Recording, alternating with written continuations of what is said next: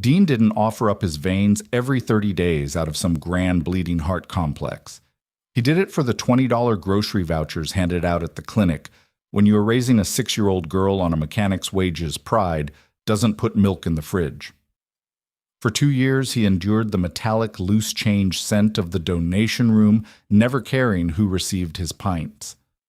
That is, until the billionaire who owned half the city came looking for the man keeping her son alive. Grit gets everywhere. It settles in the creases of Dean's knuckles, packing itself under his fingernails until they look perpetually bruised. He scrubbed his hands with industrial pumice soap until the skin burned leaning over the rusted utility sink in the corner of the garage. The water ran a dirty charcoal color before it finally went clear. He dried his hands on a blue shop towel, wincing as the rough paper caught on a freshly split callus. It was 11:40 on a Tuesday. The garage smelled like old exhaust-burnt transmission fluid and the stale black coffee turning acidic in a styrofoam cup on his workbench. "Hey, boss, taking my lunch," Dean called out, tossing the towel into a heavy plastic bin. A grunt came from beneath a suspended Chevy Tahoe. "Don't be late coming back. We got 2 alignments waiting." Dean didn't answer. He just grabbed his faded canvas jacket and walked out into the biting November wind. The cold hit him in the teeth.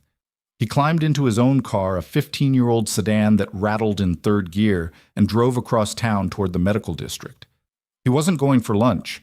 He hadn't eaten anything since the half-burnt piece of toast he shared with his daughter Chloe at 6 in the morning. He was going to bleed. The community blood bank was a squat, unremarkable brick building wedged between a pharmacy and a dry cleaner. Inside, the air was aggressively sterile, smelling of rubbing alcohol and cheap lemon floor wax. The fluorescent lights hummed with a low, maddening frequency that always gave Dean a dull ache right behind his eyes. "Right on time, Dean," Brenda said. She was a woman in her late 50s wearing faded Disney scrubs and a smile that seemed permanently tired. "Rent's due Friday, Brenda. You know how it is." Dean rolled up the sleeve of his flannel shirt, exposing the scarred crook of his left arm. It looked like a junkie's track mark, a tiny constellation of puncture wounds right over the thickest blue vein. He didn't have normal blood. Or rather, he did, but it lacked a specific, highly obscure antigen combination. When he first gave blood during a mobile drive at a supermarket, lured entirely by the promise of a free ham sandwich, the clinic had called him 3 days later, sounding almost frantic.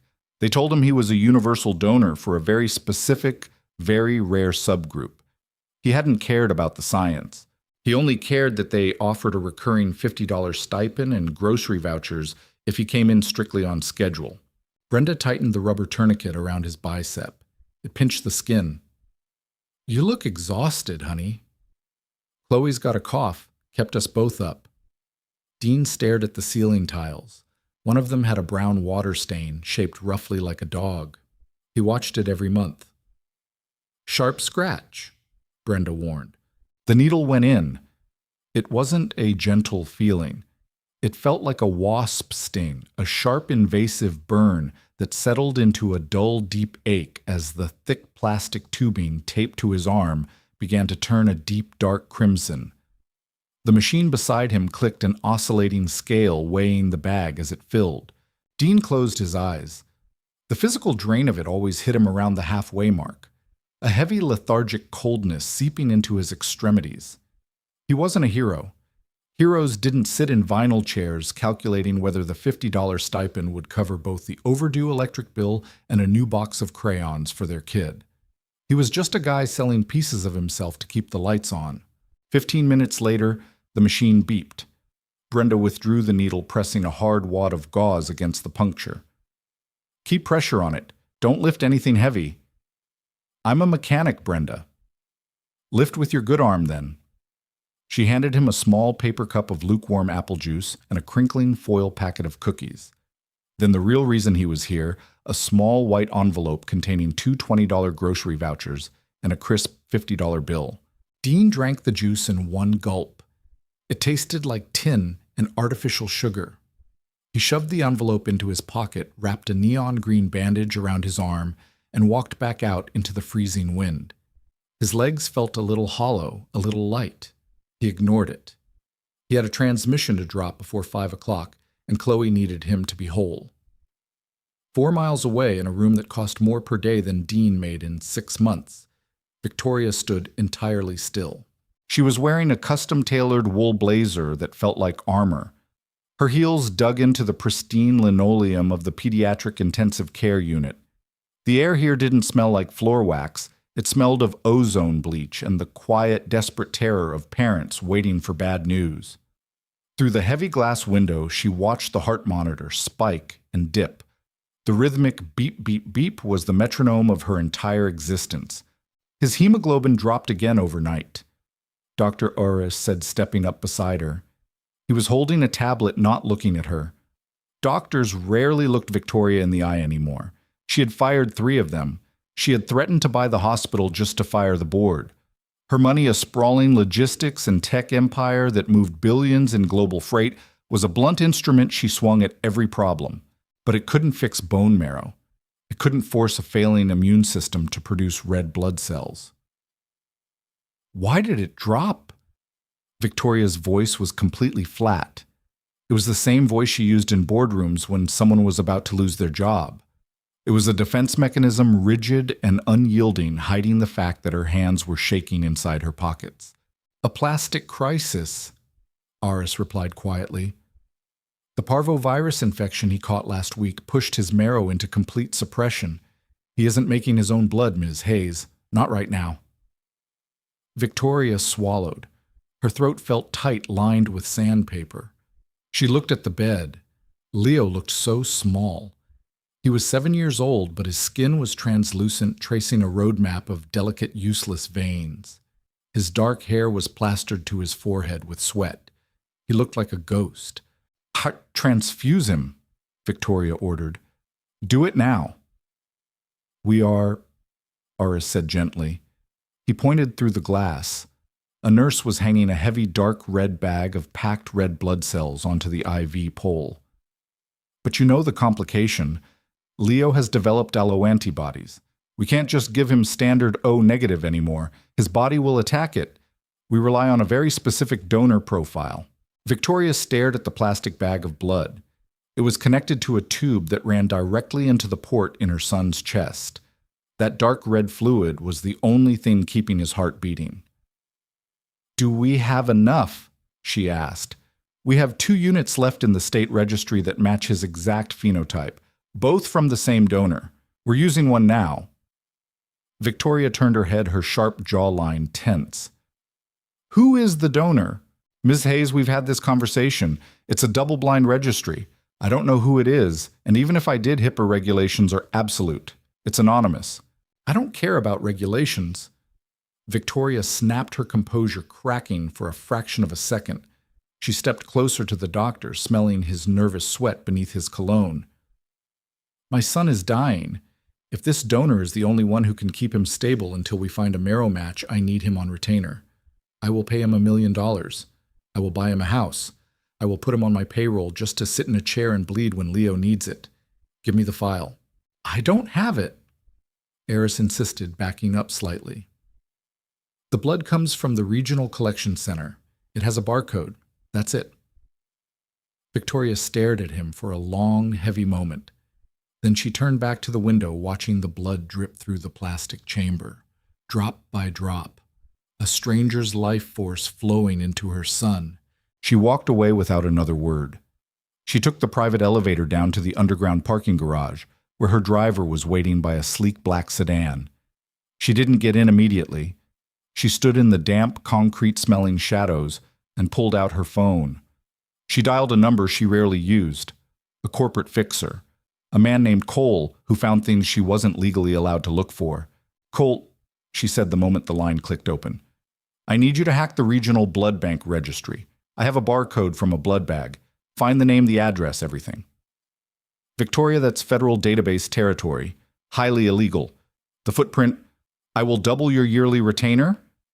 She interrupted, her voice cracking, the polished CEO finally giving way to a terrified mother. Find out who is keeping my son alive. The call came 3 weeks later on a Thursday. Dean was shoulder deep in a disassembled engine block. his hand slick with black grease when his phone buzzed violently in his pocket. He ignored it. It buzzed again, and again.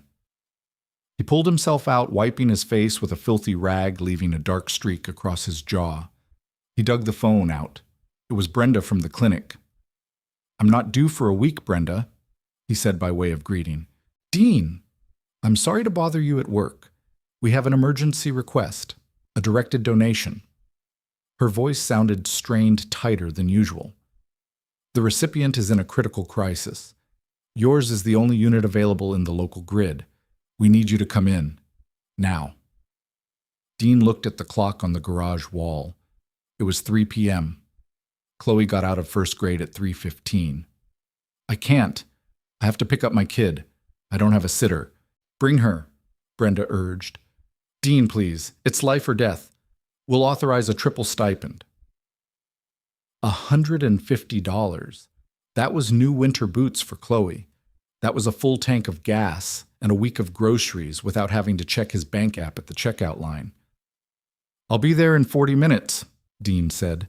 He washed his hands hastily this time, leaving grease permanently wedged in his cuticles, told his boss he had a family emergency, and drove to the elementary school. Chloe climbed into the back seat, her backpack nearly as big as she was. She had missing front teeth and a messy braid that had completely unraveled during recess. "Where are we going, Daddy?" she asked, kicking her light-up sneakers against the back of his seat. "Daddy has to go to the doctor's office for a few minutes, Peanut. You're going to sit in the waiting room and draw." "Are you sick?" Her voice pitched up, laced with sudden sharp anxiety. She remembered her mother getting sick. She remembered her mother leaving and never coming back. Dean caught her eye in the rearview mirror. "No, baby. Just helping someone out, earning some extra cash for pizza tonight." When they pulled up to the clinic, there was a black car parked illegally across 2 spaces near the entrance. It looked like a spaceship compared to Dean's rusty sedan. Dean frowned at it, but hurried inside, holding Chloe's small, warm hand. The lobby of the clinic was usually dead quiet. Today it was a war zone. Standing in front of the reception desk was a woman. She was striking, terrifyingly immaculate, wearing a slate-gray silk blouse and tailored trousers that probably cost more than Dean's car. Her blonde hair was pulled back into a severe clasp. She was radiating a kind of cold, furious energy that made the air in the room feel heavy. "I don't care about your protocol," the woman was saying, her voice a low, lethal hiss. "I know he was called in today. Cole tracked the emergency ping. I just want to speak to him." "Ma'am, I have told you," the receptionist stammered, looking terrified. "You are violating privacy laws. If you don't leave, I'm calling security." Dean stood by the glass door, blinking in the fluorescent light. He wore his heavy work boots, his stained canvas jacket, and he smelled faintly of gasoline and cheap body wash. He guided Chloe to a plastic chair against the wall. "Sit here, Bug. Get your crayons out." He walked up to the counter, stepping right into the woman's personal space. She smelled like vetiver and cold rain. It was an expensive, distant smell. "Excuse me," Dean said to the receptionist, ignoring the woman. "Brenda called me, said it was a rush job." The immaculate woman froze. She turned her head slowly, looking at Dean. Her eyes were sharp, a piercing icy blue rimmed with dark circles of sheer exhaustion. She looked him up and down. She took in the dirt under his nails, the oil stain on his jaw, the cheap frayed collar of his shirt. Her expression tightened into a subtle, involuntary sneer of distaste. "You're in my way," Victoria said coldly. Dean looked at her. He was tired. His back hurt from the Tahoe. He didn't have the patience for rich people throwing tantrums in public spaces. "And you're holding up the line, lady. Step aside." Victoria's eyes flared. Nobody spoke to her like that. "I am in the middle of a vital conversation regarding my son. Learn some manners. Your son's not the only one with problems." Dean shot back, his voice a low, gravelly rumble. He pointed a grease-stained finger toward the back doors. "Some of us are here to bleed on our day off, so either grab a needle or get out of the way." Victoria inhaled sharply, ready to completely obliterate the insolent mechanic standing before her. But before she could speak, a small sound interrupted them. A red crayon rolled across the linoleum floor, stopping perfectly against the pointed toe of Victoria's $900 leather pump. Victoria looked down. Dean looked down. Chloe had slipped out of her chair. She walked over, looking up at Victoria with wide, unabashed brown eyes. She didn't see a terrifying CEO. She just saw a lady. "Sorry," Chloe mumbled, crouching down to pick up the crayon. Her little fingers brushed against the leather of Victoria's shoe. Victoria stepped back entirely instinctively, as if she had been burned. It wasn't disgust. It was the sudden violent reminder of children, of small hands, of vulnerability. The absolute terror of a child's fragility hit her so hard she felt the breath leave her lungs. She stared at the little girl, then looked back up at Dean. The anger had drained out of her face, leaving only that pale, hollow desperation. "Go back to your seat, Chloe," Dean said softly, putting a protective hand on his daughter's shoulder. He looked at Victoria, seeing the sudden shift in her eyes, the raw, open wound beneath the silk armor. For a second, he didn't see an entitled, rich woman. He saw someone who looked just as exhausted as he felt. "Brenda's ready for you, Dean," the receptionist said quickly, desperate to break the tension. "Room 3. Dean nodded. He didn't look at Victoria again as he walked through the swinging doors, completely oblivious to the fact that his blood was about to be pumped directly into the heart of the woman he had just told to get out of his way. Victoria stood in the lobby staring at the swinging door. The name hit her. Dean. Her phone buzzed in her hand. A text from Cole. Donor 89B identified. Name is Dean Gallagher. Victoria's breath hitched in her throat. She looked down at the floor where the little girl had dropped the crayon. The smell of cheap gasoline and grease lingered in the air, mixing with the sterile scent of the clinic. The man in the filthy jacket. The man she had just sneered at. He was the ghost. He was the one holding Leo's life in his calloused, dirty hands. Rain fell in thick, heavy sheets over the industrial district, turning the potholes in the asphalt into deep, oily mirrors. Victoria sat in the back of her idling town car, the sound of the engine a barely perceptible hum against the rhythmic thumping of the wipers. She stared through the tinted glass. Across the street, a neon sign buzzed weakly above a squat cinder-block building, O'Neill's Auto Repair. She had spent the last 48 hours oscillating between raw relief and a paralyzing, unfamiliar helplessness. Cole had delivered the dossier on Dean Gallagher. It sat on the leather seat beside her, a thin manila folder containing the sum total of a man's life. 32 years old. Honorable discharge from the Navy. Widowed 3 years ago, ovarian cancer, late-stage bankrupting medical debt. Current occupation, senior mechanic. Current financial status, drowning. Victoria rubbed her temples. Her head pounded with a dull, incessant ache. She was a woman who engineered global supply chains. She bought out competitors before breakfast. But staring at that cinder-block garage, she realized she had absolutely no idea how to buy a human being who was already keeping her son alive. "Ma'am." Her driver, a broad-shouldered man named Barrett, glanced at her in the rearview mirror. "Do you want me to go in and get him?" "No." Victoria's voice was dry. "He isn't a package, Barrett." She pushed the heavy door open and stepped out into the freezing rain. She didn't have an umbrella. The cold water immediately plastered her silk blouse to her skin, ruining a tailored coat.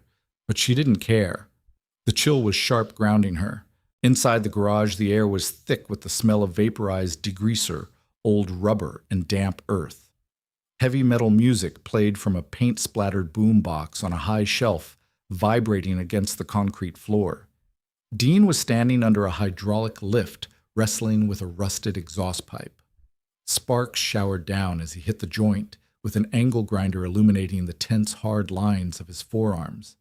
He wore a heavy gray sweatshirt, the hood pulled up, smeared with black grease. Victoria stood just inside the open bay door, her expensive heels sinking slightly into a patch of oil-stained sawdust. She waited. Dean killed the grinder. The sudden silence was heavy.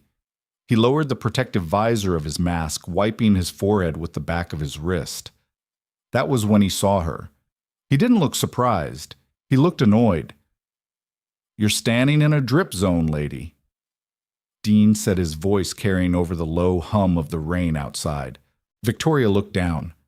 A steady drip of dirty condensation from a raised pickup truck was splashing inches from her shoe. She stepped forward out of the rain into his territory. "Dean Gallagher," she said. It wasn't a question. Dean set the heavy grinder down on a metal cart. It landed with a loud ringing clatter.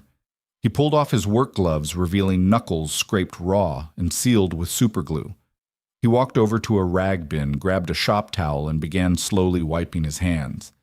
He looked at her, recognizing the severe blonde hair and the sharp, exhausted eyes from the clinic 2 days ago.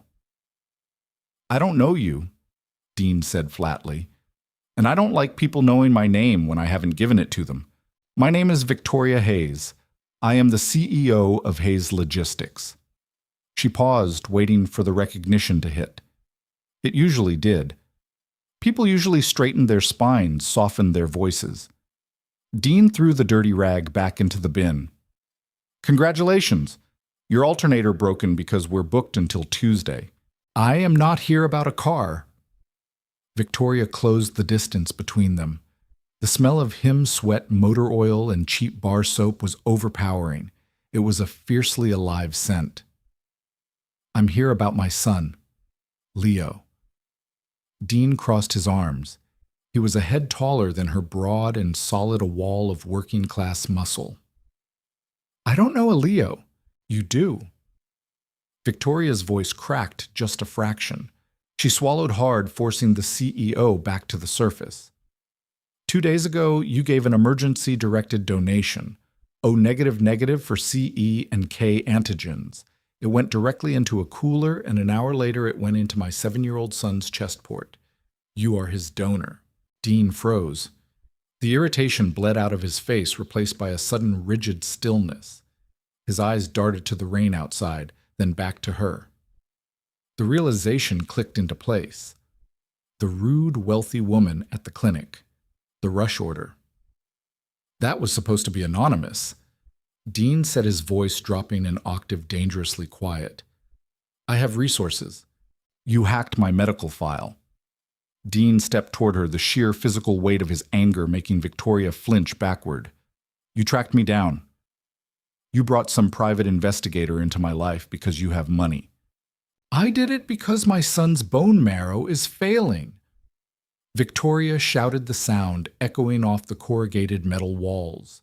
Her composure shattered completely. The polished veneer cracked, leaving only the terrified, feral desperation of a mother. "He is dying, Dean. He has aplastic anemia. His body destroys normal blood. Yours is the only profile in a 3-state radius that his immune system doesn't attack. You are literally his life support." Silence slammed back down over the garage. The heavy metal music had stopped. The only sound was the rain hitting the roof. Dean stared at her. He saw the dark, bruised skin under her eyes, the way her manicured hands were trembling slightly at her sides. He thought of Chloe's cough. He thought of the terror that gripped his chest every time his daughter ran a fever, a phantom echo of the sickness that had stolen his wife. He let out a long, slow breath, the anger deflating slightly, leaving behind a bone-deep weariness. "I'm sorry about your boy." Dean said, his voice rough but softer now. "I really am. But I go when the clinic calls me. I do my part. You didn't need to stalk me." Victoria reached into her wet coat. She pulled out a thick, cream-colored envelope and held it out to him. "I need more than you doing your part when the clinic calls. I need you on retainer." Dean didn't take the envelope. "What is that?" "It's a contract." Victoria said, her voice stabilizing, retreating back to the familiar territory of transactions and acquisitions. $50,000 as a signing bonus, $10,000 a month, full medical coverage for you and your daughter. In exchange, you donate strictly for Leo. You don't leave the state without my permission. You adhere to a diet my nutritionists approve to optimize your iron and hemoglobin. You belong to us until we find a marrow match." Dean looked at the envelope. Then he looked at her. A slow, bitter laugh scraped its way out of his throat. He shook his head, running a hand over his short, dark hair. "You belong to us." He repeated the words, tasting like ash. "It's more money than you make in a decade." Victoria pressed, stepping closer, shoving the envelope toward his chest. "I saw your financials, Dean. You're drowning in medical debt. You're 2 months behind on rent. Take the money." Dean's hand shot out. He didn't take the envelope. He grabbed Victoria's wrist. His grip was like an iron vise, not painful enough to bruise, but immovable. Victoria gasped, her eyes going wide. No one touched her. Ever. "Listen to me very carefully," Dean said, his voice a low, vibrating growl. The smell of grease and wet concrete felt suffocating. "I sell my time to that man in the office. I sell my blood to the clinic for grocery vouchers because I have to feed my kid. But I do not sell my body to you. I don't belong to anybody." He let go of her wrist. The envelope fell from her fingers, landing in the oil-stained sawdust. "Dean, please." "Pick it up," Dean interrupted, turning his back on her and walking over to his workbench. He grabbed a wrench. "Pick up your dirty money and get out of my shop." "He will die without you." Victoria screamed, the sound tearing at her throat. Dean paused. He didn't turn around. His knuckles were white around the steel wrench. "Tell your fancy doctors to call the clinic when he needs it. I'll be there. I won't let a kid die. But I'm not signing your paperwork, and I'm not taking your blood money. Now get out." Victoria stood there for a long moment, the cold rain blowing in through the bay door, chilling her to the bone. She looked down at the envelope in the dirt. For the first time in her life, her money was completely, utterly useless. She turned and walked out into the rain. Coffee at the diner tasted like burnt pennies and regret. It was 6 a.m. on a Saturday. Dean sat in a cracked vinyl booth watching the waitress refill his heavy ceramic mug. Across from him, Chloe was meticulously dissecting a stack of pancakes, drowning them in artificial syrup until they resembled a sugary swamp. "Eat the edges, bug, not just the middle," Dean murmured, taking a sip of the bitter coffee. His arm throbbed, a deep, persistent ache in his left bicep. The clinic had called him again late Thursday night. Another crisis, another pint drained. The recovery was getting harder. His iron levels were dipping, and the cheap multivitamins he bought from the pharmacy weren't doing enough to rebuild his red blood cells. He felt heavy, as if his bones were filled with wet sand. The bell above the diner door jingled. A blast of freezing December air swept through the small, greasy room. Dean didn't look up until a shadow fell over his table. Victoria Hayes slid into the booth across from him, sitting right next to a startled Chloe. She looked entirely out of place. The diner was a haven of faded formica, peeling wallpaper, and the smell of bacon grease. Victoria was wrapped in a long camel hair coat, her hair impeccably styled, smelling of that same cold rain and expensive vetiver. Chloe stopped chewing. She stared at the woman, a piece of syrup-soaked pancake hovering on her fork. "You're the lady from the doctor's." Victoria looked at the little girl. The rigid posture she carried seemed to falter for a second. She offered a tight, awkward smile. "Yes, I am." Dean set his mug down hard. The coffee sloshed over the rim. "What are you doing here, Victoria?" It was the first time he had used her first name. It felt strange in his mouth, too familiar for the chasm between them. "I bought the building," Victoria said quietly. Dean stared at her. "What?" "Your apartment building, the duplex. I bought it yesterday." Victoria kept her voice low, mindful of the other patrons, though her eyes never left Dean's. "I fired the property management company. Your rent is forgiven. Indefinitely." Dean felt a hot, prickling flush of pure anger rise in his chest. His jaw locked. He looked at Chloe, who was watching the exchange with wide, confused eyes. "Chloe, baby," Dean said, his voice dangerously calm. "Take your plate and go sit at the counter with Maria for a minute. Daddy needs to talk to the lady." Chloe hesitated, but the tone of his voice left no room for argument. She slid out of the booth, carefully carrying her sticky plate, and padded over to the waitress at the counter. Once she was out of earshot, Dean leaned across the table.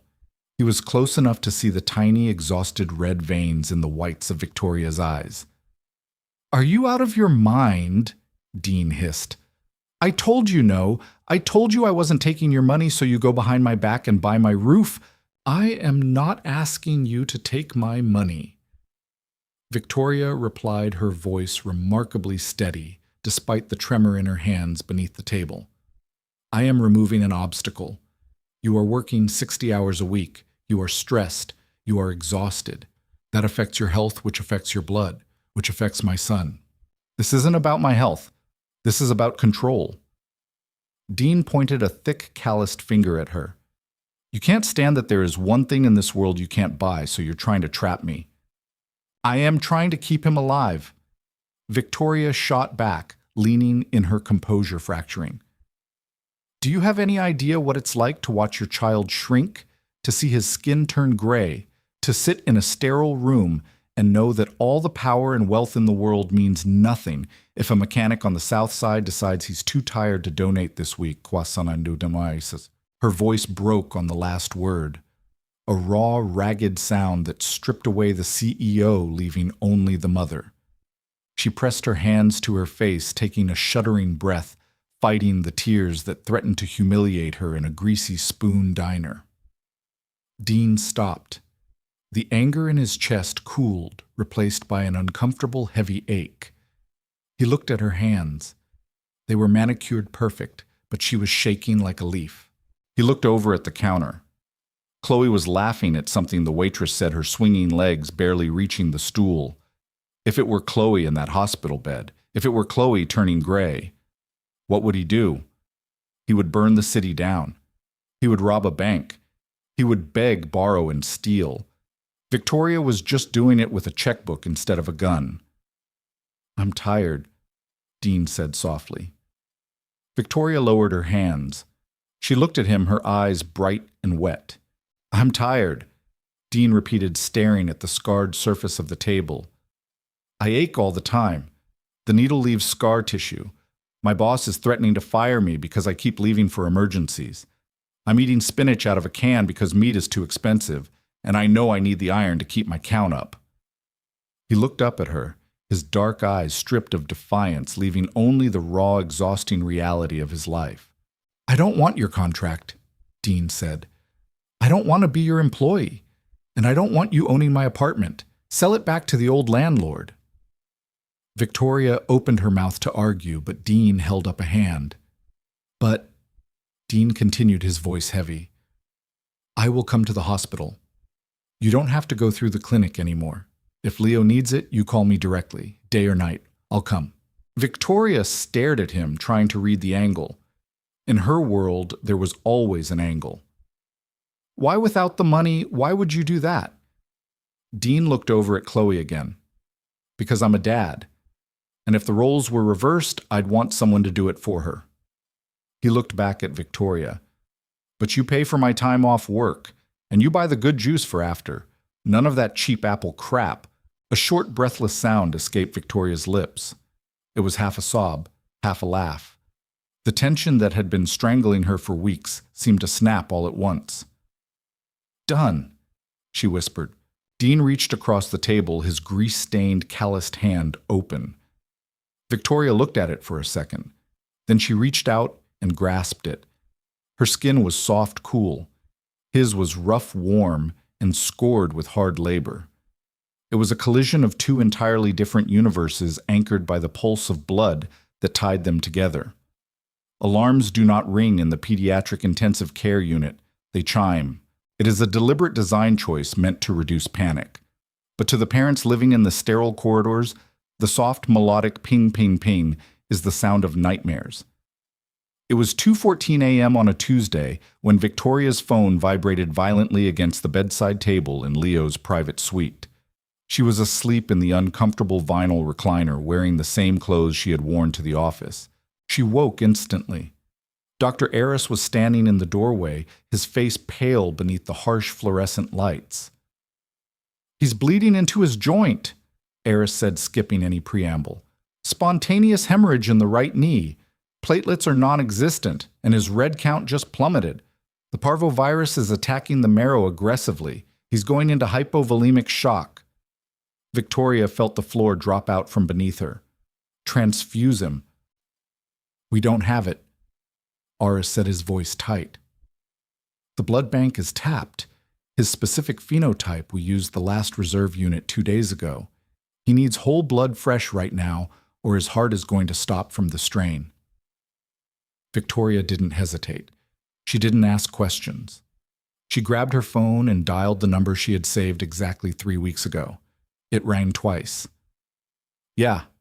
A rough, sleep-heavy voice answered. Dean, it's Victoria. Her voice was a terrified whisper. He's crashing. I need you, please. Where? Mercy General, 4th floor, PICU. Give me 20 minutes. I have to wake Chloe. The line went dead. The next 20 minutes were a blur of organized chaos. Nurses rushed in and out of Leo's room, hanging bags of saline, trying to keep his blood pressure stable while his body panicked. Victoria stood in the corner, her back pressed against the cold glass of the window, her nails digging into her palms until they bled. The elevator doors at the end of the hall dinged open at 2:38 a.m. Dean stepped out. He looked entirely out of place in the pristine, terrifyingly clean environment of the ICU. He was wearing faded sweatpants and a worn-out flannel shirt, hastily buttoned over a t-shirt. He was carrying a deeply asleep Chloe in his arms, her head resting on his shoulder, wrapped in a bright pink fleece blanket. He smelled of cold night air and stale sleep. Victoria ran to him. She didn't care about the nurses watching. She didn't care about her dignity. She practically crashed into him. They're prepping a chair in the room next door. She gasped out, pointing down the hall. Dean nodded, his face tight. He looked around. Where can I put her? Victoria looked at the sleeping child. My office downstairs. Barrett is there. He will watch her. I swear it on my life. Dean hesitated for a fraction of a second, the protective instinct warring with the urgency of the moment. But he looked into Victoria's eyes, seeing the absolute unvarnished terror there. He nodded. 5 minutes later, Dean was sitting in a medical recliner in a room separated from Leo's only by a pane of glass. Dr. Aris wasn't using a machine this time. This was a direct emergent draw. A thick-gauge needle was pushed into Dean's left arm, directly into the scarred vein.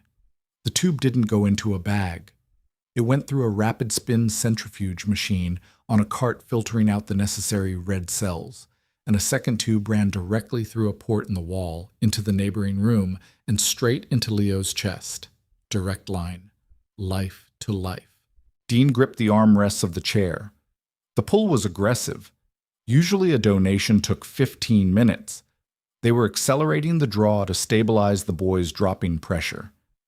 Dean felt the cold rush of saline being pumped into his other arm to replace the lost volume, but it wasn't enough to stop the heavy dark lethargy that immediately began to pull at his brain.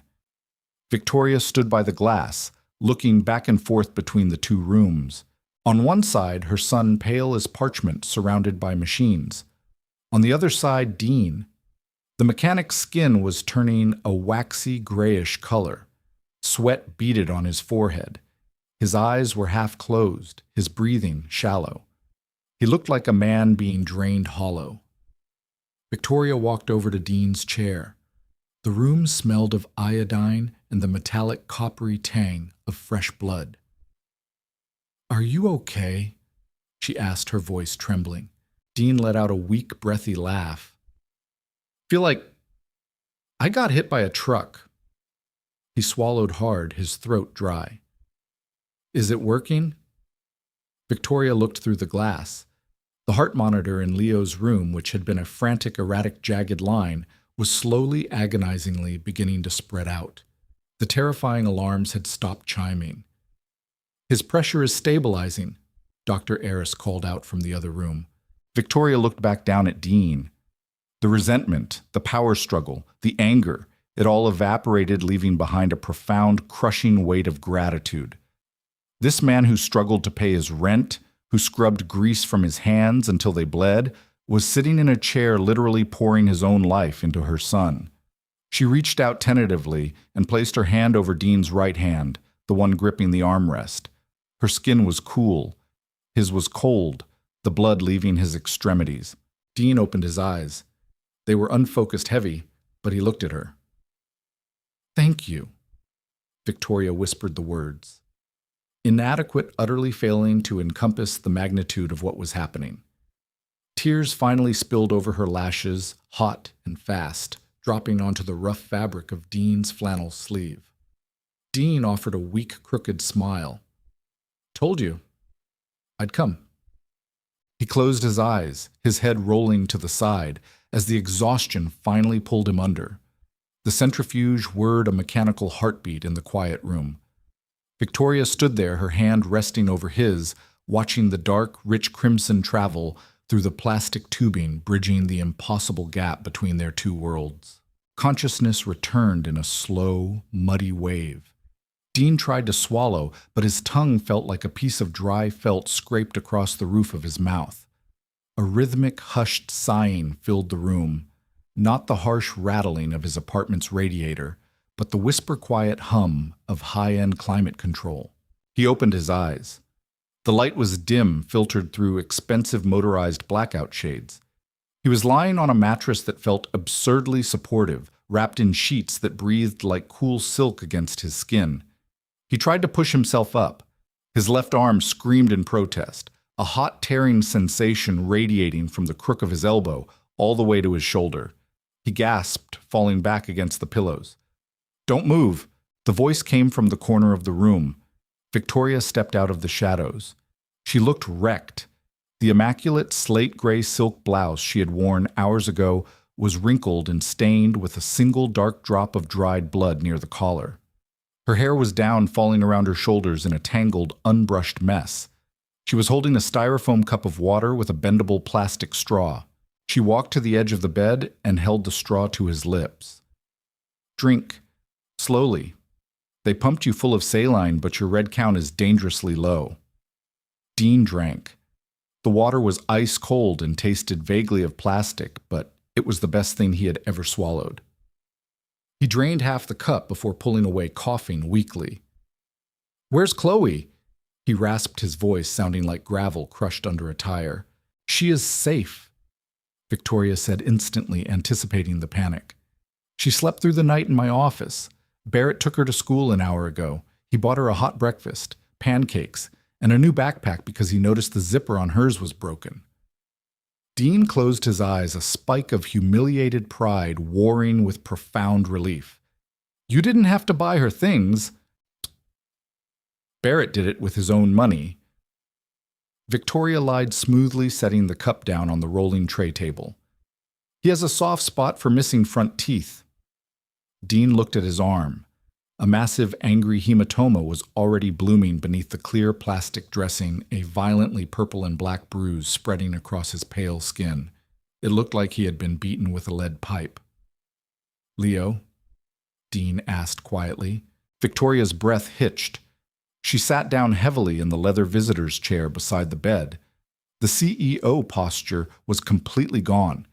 She slumped forward, resting her elbows on her knees, burying her face in her hands. "He stabilized," she whispered into her palms. "The direct line worked. His pressure came up. He is sleeping now. His color. It's better. It's your color." She dropped her hands and looked at him. There was no defiance left in her ice-blue eyes, only a raw, stripped-down vulnerability that made Dean deeply uncomfortable. It was too intimate.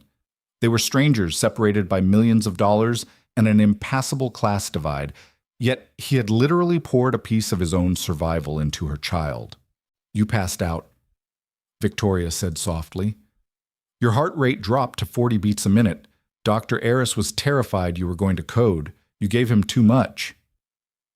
"I told them not to stop until the kid was safe," Dean muttered, looking away, staring at the blank television mounted on the wall. "You could have died, Dean." "But I didn't." He shifted, wincing as the bruised muscle protested. He looked back at her. "He's just a little boy, Victoria. I wasn't going to let him bleed out while I was sitting right next to him." A heavy, suffocating silence fell between them. It smelled of rubbing alcohol and the expensive vetiver perfume fading from Victoria's skin. She reached out her fingers, trembling slightly, and gently touched the edge of the blanket covering his legs. It was a micro gesture, a tentative bridge across the chasm. "Stay here today," Victoria said. "The room is paid for. They want to monitor your iron levels." "I have a transmission to rebuild," Dean said, already pushing the covers back with his good arm. "My boss was threatening to fire me before I left in the middle of the night. If I don't show up today, I don't have a job." "I will call him." "No." Dean snapped, his voice echoing sharply in the quiet room. He swung his legs over the edge of the bed. The room tilted violently, a wave of vertigo washing over him. He gripped the mattress edge, waiting for the nausea to pass. "You don't call my boss. You don't buy my apartment. You let me live my life." Victoria stood up, stepping back, recognizing the feral, cornered animal look in his eyes. She nodded slowly. Okay. But let Barrett drive you, please." Dean didn't argue. He didn't have the energy. He just nodded, staring at the floor tiles, feeling hollowed out and incredibly fragile. 3 days later, the consequences finally caught up. The garage smelled intensely of burnt clutch fluid, a sharp, acrid odor that coated the back of the throat. Dean was standing beneath a rusted Ford F-15, holding a heavy torque wrench. His left arm was wrapped tightly in an ace bandage, hiding the hideous spreading bruise. He was sweating, though the bay doors were open to the biting December wind. The lethargy hadn't left him. Every movement felt like wading through wet concrete. His vision kept blurring at the edges, dissolving into gray static. Gallagher. "You need an invitation to finish that mounting bracket." His boss, a heavy-set man named Bill, who constantly chewed on an unlit cigar, barked from across the shop. "Almost done," Dean called back. His voice sounded thin. He reached up to tighten the bolt. As he applied pressure, a sudden violent muscle spasm ripped through his bruised bicep.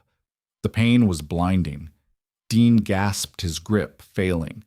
The heavy steel wrench slipped from his hand. It plummeted downward, striking the concrete floor with a deafening crack, bouncing wildly before smashing directly into the glass casing of a halogen work lamp.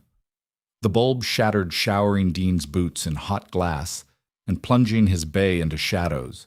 The shop went dead silent. Bill walked over the heavy thud of his boots, echoing on the concrete. He looked at the shattered lamp, the dropped wrench, and then at Dean. Dean was leaning heavily against the lift pillar, his face ghostly pale, breathing hard. "Go pack your box, Dean," Bill said quietly. Dean looked up, panic finally piercing through the brain fog. "Bill, come on. I'll pay for the lamp. My arm just gave out." "It's not the lamp." Bill took the cigar out of his mouth, looking more tired than angry. "You've been late 3 times this month. You disappear in the middle of a shift. You look like you're going to drop dead on my floor. I run a business here, not a charity ward. I need reliability. You aren't reliable anymore."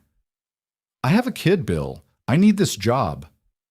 Dean hated the sound of his own voice. It sounded like begging. "I'm sorry, Dean. I truly am. Pack your tools."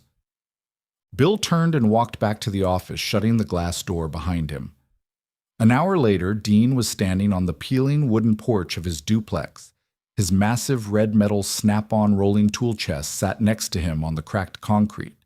It was the most valuable thing he owned, and right now it felt like an anchor dragging him straight to the bottom of the ocean. He sat down heavily on the top of the chest, burying his face in his hands. The cold wind bit through his thin jacket. He had exactly $300 in his checking account. Rent was due in 4 days. He had failed. A sleek dark gray SUV pulled up to the curb. It wasn't the usual chauffeured town car. Victoria turned off the engine and stepped out. She was wearing jeans.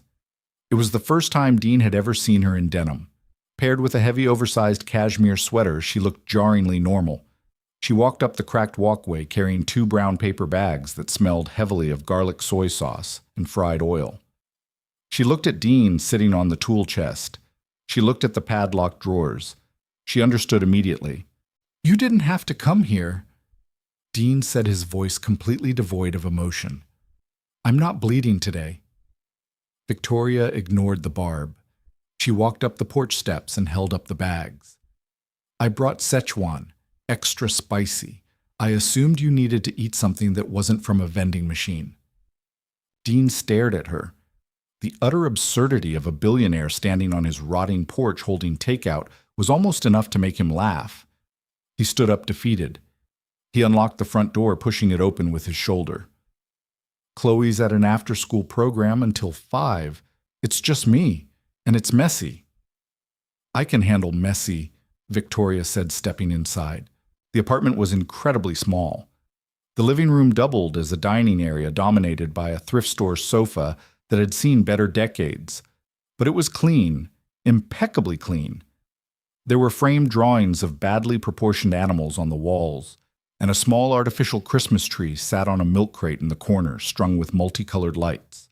Victoria set the bags on the tiny laminate kitchen table. She didn't look around with pity. She simply started unpacking white cardboard cartons. Dean stood awkwardly by the door. Why are you here, Victoria? She stopped holding a pair of wooden chopsticks. She looked at him, her ice blue eyes catching the cheap fluorescent light from the kitchen overhead. Because my fixer Cole monitors your employment status as part of his background protocol, she said honestly. He pinged me 20 minutes ago when your boss processed the termination paperwork. Dean's jaw tightened. Stop monitoring my life. I'm trying to protect the man who saves my son. Victoria shot back, leaning her hands on the table. Dean, look at yourself. You are exhausted. You are unemployed. You are carrying a massive hematoma on your arm because you gave Leo too much blood. You are breaking down. And what do you want me to do? Dean yelled, the frustration finally exploding. He paced into the tiny kitchen, cornering her. He smelled of cold sweat and failure. Take your hand out. Become your pet blood bag. Live in an apartment you own. Eat the food you buy until you don't need me anymore and toss me out. No. Victoria slammed her hand down on the table, rattling the cardboard cartons. She met his anger with a fierce burning intensity of her own. I don't want you to be a pet. I want you to be a partner. Dean stopped pacing. He looked at her, breathing heavily. Victoria took a deep breath, smoothing the front of her cashmere sweater, trying to rein in her temper. I own a logistics fleet, Dean. Hayes Logistics. We have a massive depot on the south side. 300 trucks. Our head of maintenance is retiring in January. Dean frowned, the anger stalling out. I fix cars, Victoria. I don't run commercial diesel fleets. You are a mechanic who kept a fleet of Humvees running in Afghanistan with duct tape and scavenged parts. She corrected him, tapping a finger on the table. I read your military file. You are overqualified for the garage you were working at. I need a foreman. It pays union rate, full medical, full dental, and strict 40-hour weeks. No weekends. Dean stared at the peeling laminate of the table. You're inventing a job for me. I am filling a vacancy with a qualified candidate, Victoria corrected firmly. You earn your paycheck. You fix my trucks. I don't own you, but you will have the stability you need to stay healthy. And if Leo calls you, leave the depot, no questions asked, without fearing for your livelihood. She walked around the table, standing mere inches from him. The smell of vetiver mixed with the heavy scent of garlic chicken. Dignity is important, Dean, she said quietly. I know that now. I'm not offering you charity. I'm offering you a trade. My trucks for your expertise, your blood for my son's life. Fair exchange. Dean looked into her eyes. He searched for the manipulation, the corporate angle, the trap. He found none. He only saw a mother who had learned the hard way that she couldn't buy him, so she was choosing to respect him instead. He thought of the $300 in his account. He thought of Chloe's broken backpack zipper. He let out a long, ragged exhale, the tension bleeding out of his shoulders. Do I have to wear a suit? He asked gruffly. Victoria's mouth twitched into a genuine, albeit small, smile. Steel-toed boots and a high-vis vest will do fine. Hand me the chopsticks, then, Dean muttered, pulling out a rickety chair. I'm starving. They sat at the tiny table in the cramped, poorly heated apartment, eating Szechuan noodles directly from the cartons. They didn't speak much. They didn't need to. The battle lines had been drawn, fought, and finally erased. They were just two exhausted parents eating cheap takeout, tethered together by a vein. 2 months slipped by in a rhythm of diesel fumes, grease, and quiet hospital visits. The Hayes Logistics Depot was massive, echoing with the roar of heavy engines and the hiss of air brakes. Dean thrived there. He commanded respect quickly, not because he was the boss's pet project, but because he worked harder than any man on the floor. His color had returned. The dark circles under his eyes faded. The heavy aching fatigue in his bones was gone, replaced by the solid, satisfying ache of honest labor. He only had to donate once during those 8 weeks. A scheduled draw done properly with Victoria sitting quietly in the corner of the clinic room, reading a tablet, occasionally looking up to make sure he was actually drinking the expensive pomegranate juice she had brought him. It was a Tuesday afternoon in early March when the call came. Dean was in the glass-walled foreman's office overlooking the service bays, wiping oil off a clipboard when his cell phone buzzed. It was Victoria. He answered immediately, his heart automatically accelerating. "Is he crashing? I'm 5 minutes away." "No," Victoria said. Her voice sounded strange. It was wavering thin, vibrating with an emotion Dean couldn't immediately identify. It sounded like she was crying, but it wasn't the ragged, terrified crying he had heard before. "No, he's stable." Dean leaned against the desk, exhaling slowly. "Okay, then what is it?" A registry hit. Victoria breathed out the words, tumbling over each other. "A 34-year-old man in Stuttgart, Germany. A 10 out of 10 HLA match. They found the marrow, Dean. They're flying the graft in tomorrow morning. We're proceeding with the transplant." The office suddenly felt very small. The roar of the trucks outside faded into a dull hum. Dean stared through the glass at a massive Peterbilt truck being hoisted on a hydraulic lift. He should have felt pure, unadulterated joy. This was the finish line. This was the cure.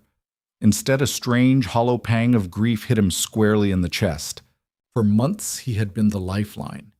He had been the secret vital component keeping that little boy's heart beating. His blood was flowing through Leo's veins. He had a purpose that transcended spark plugs and brake pads. And now, just like that, his watch was over. "Dean," Victoria asked softly through the speaker. "Are you there?" "I'm here." Dean cleared his throat, pushing the selfish feeling down, burying it deep. "That's incredible, Victoria. Really. That's everything." "It's 3 weeks of severe isolation," she explained, her voice steadying as she laid out the logistics. "They have to completely destroy his existing immune system with chemo before they introduce the new marrow. But if it grafts, if it takes, he'll start making his own blood again. Normal blood." "He's tough," Dean said, his voice thick. "He'll take to it." "Will you come?" Victoria asked, the hesitation clear in her tone. "When he's out of isolation, before we go home, I want him to meet you." Dean looked down at his hands. The grease was still there, embedded deep in the calluses. Yeah, I'll be there." 4 weeks later, the smell of Mercy General Hospital had changed for Dean. It no longer smelled of panic and metallic dread. It smelled faintly of floor wax and stale coffee, just a building again. He walked down the 4th-floor corridor holding Chloe's hand. She was practically vibrating with excitement, holding a severely battered stuffed green dinosaur she had insisted on bringing. "Is he a big boy?" Chloe asked, looking up at her father. "He's about your size, Bug," Dean said quietly. "Maybe a little smaller right now. Just remember, no hugging too tight. He's still healing." They stopped outside room 412. The heavy glass door was slightly ajar. Dean knocked lightly on the wood frame. "Come in," a quiet voice answered. Dean pushed the door open. The room was bathed in soft afternoon sunlight. Sitting on the edge of the bed, wearing oversized pajamas with cartoon rockets on them, was Leo. He was incredibly thin, completely bald from the chemotherapy, and wearing a surgical mask that swallowed half his face. but his eyes were bright. A sharp, piercing blue exactly like his mother's. Victoria was sitting in the recliner beside the bed. She stood up instantly when Dean walked in. She looked completely different. The severe CEO armor was gone. She was wearing comfortable slacks and a soft cardigan, her face free of makeup, her hair pulled back in a simple tie. She looked rested. She looked at peace. "Leo," Victoria said softly, stepping closer to the bed. "This is Dean and his daughter Chloe." Leo looked at the massive, broad-shouldered mechanic. He didn't look scared. He tilted his head slightly. Dean felt his chest tighten. He walked slowly to the edge of the bed, suddenly intensely aware of how large and clumsy he was in this fragile space. He looked at the port in Leo's chest, the exact entry point where his own blood had flowed during the darkest hour of the night. "Hey, kid." Dean set his voice a low, gentle rumble. Leo reached up and pulled his surgical mask down, letting it hang around his neck. He offered a small, tentative smile. "My mom says you gave me some of your blood." Dean swallowed hard. "Yeah, I had some extra." Leo nodded solemnly, accepting the logic. He looked past Dean, his eyes locking onto Chloe. Chloe stepped out from behind her father's legs. She marched right up to the bed, entirely unbothered by the tubes or the hospital monitors. She held out the stuffed green dinosaur. "This is Rex. He's brave. You can borrow him." Leo took the dinosaur, looking at it with genuine reverence. "Thanks. I like dinosaurs." "Me too," Chloe declared, instantly deciding they were friends. She turned to look at Victoria. "Can he come to my house and play when he's not sick?" Victoria let out a startled, watery laugh, her eyes shining as she looked from the little girl to her son, and finally to Dean. "I think that can be arranged." Dean looked at Victoria over the heads of the children. There was no contract between them anymore, no obligations. The marrow from a stranger in Germany was already doing its work, slowly replacing Dean's blood, washing his biological signature out of Leo's body. But the tether remained. It wasn't made of blood anymore. It was forged in the quiet terror of hospital rooms, in greasy spoons at dawn, and in the unspoken understanding that they had saved each other. Victoria had saved Dean from drowning in the crushing weight of his poverty, and Dean had quite literally given her son the breath of life. They weren't a fairy tale. They were two jagged, imperfect people from opposite ends of the earth, bound together by the darkest days of their lives. Dean offered her a small, crooked smile. Victoria smiled back, a genuine, radiant expression that finally truly reached her eyes. Outside, the city roared on, indifferent to the miracles happening within its concrete walls. But inside the quiet hospital room, the air smelled of sterile sheets, cheap stuffed animals, and the profound, terrifying beauty of a second chance. Sometimes the most powerful transactions have nothing to do with money and everything to do with the quiet, desperate sacrifices we make in the dark. Dean and Victoria started as enemies across a massive divide of wealth, but found themselves anchored together by the undeniable truth of a child's heartbeat. It proves that heroes don't always wear capes. Sometimes they wear stained work boots and carry grease under their nails. If you felt the raw power of this connection, hit the like button. Share this story with someone who needs a reminder of humanity's hidden strength, and subscribe for more deeply grounded stories.